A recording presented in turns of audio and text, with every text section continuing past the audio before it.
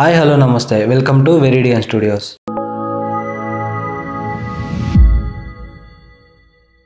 ఈరోజు మనం ఎన్నో ఇంట్రెస్టింగ్ అండ్ ఫ్యాక్ట్స్ గురించి మాట్లాడుకుందాం. అవి విన్న తర్వాత మీకైతే చాలా థ్రిల్లింగ్ గాను కొన్ని అయితే చాలా ఫన్నీగా ఉంటాయి. Don't miss this video. And ఇంకోటి ఏంటంటే మీకు ఈ వీడియో నచ్చినట్లయితే కామెంట్ సెక్షన్ లో మీకు ఏ ఫ్యాక్ట్ అయితే నచ్చిందో దాన్ని కామెంట్ చేయండి. ఫ్యాక్ట్ నెంబర్ 1, మన ఎర్త్ మీద 365 రోజులు ఒక సంవత్సరం కదా, 24 గంటలు ఒక రోజు. వీనస్ దగ్గరికి వస్తే అది చాలా డిఫరెంట్ గా ఉంటుంది. వీనస్ దాని యాక్షన్ పై చాలా నెమ్మదిగా తిరుగుతుంది.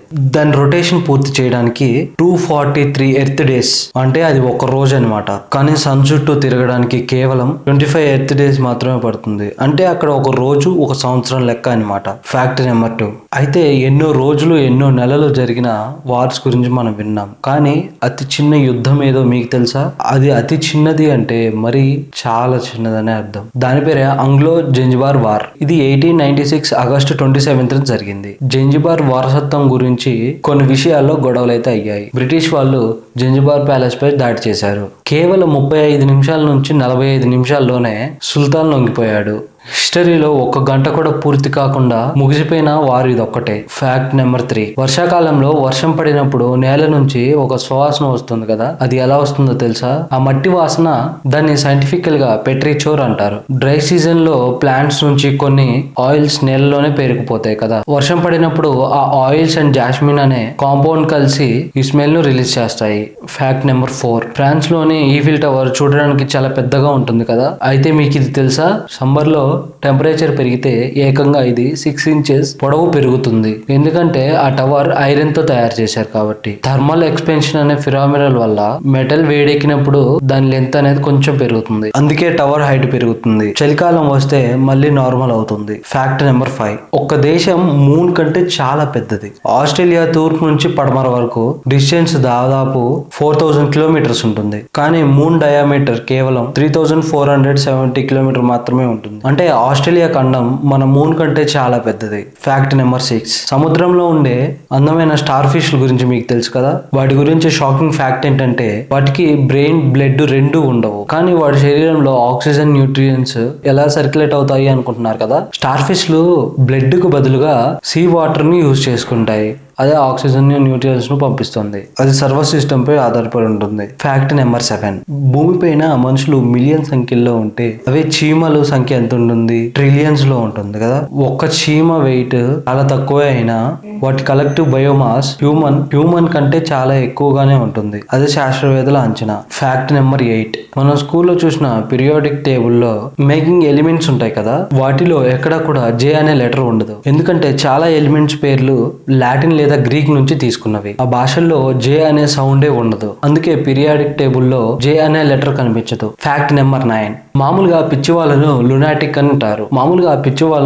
లునాటిక్ అని పిలుస్తారు. ఆ పదానికి మూలం చంద్రుడే. ఆ భాషలో దాన్ని లూనా అని పిలుస్తారు. పూర్వకాలంలో ప్రజలు, ముఖ్యంగా చాలా పురాతన సంవత్సరాల్లో, చంద్రుల్లో దశ మారడం వల్లే మనుషుల్లో పిచ్చి లేదా మూషం వంటివి వస్తున్నాయని నమ్మేవారు అనే భావన నుంచి పుట్టిందే అనే లూనాటిక్ పదం పుట్టింది. ఫ్యాక్ట్ నెంబర్ 10, మన ఇంట్లో పప్పులు, కూరగాయలు ఎంత త్వరగా చెడిపోతాయో తెలుసు కదా, కానీ తేనె మాత్రం ఎప్పటికీ చెడిపోదు. దీనికి రీజన్ ఏంటంటే తేనెలో నీటి శాతం చాలా తక్కువగా ఉంటుంది. దీన్ని హైడ్రోస్కోపిక్ క్వాలిటీలా పిలుస్తారు. ఇంకా తేనెకు హై ఎసిడిటీ కూడా ఎక్కువ.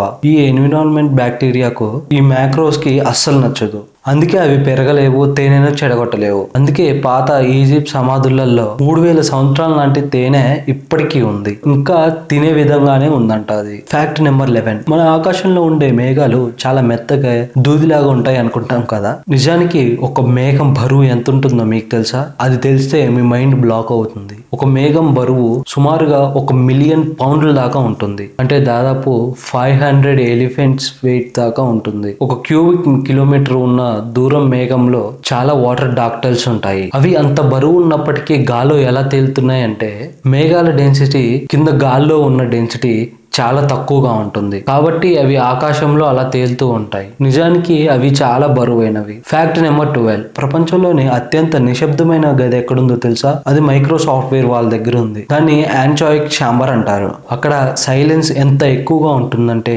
మీకు బయట నుంచి వచ్చే సౌండ్ అస్సలు వినిపించదు.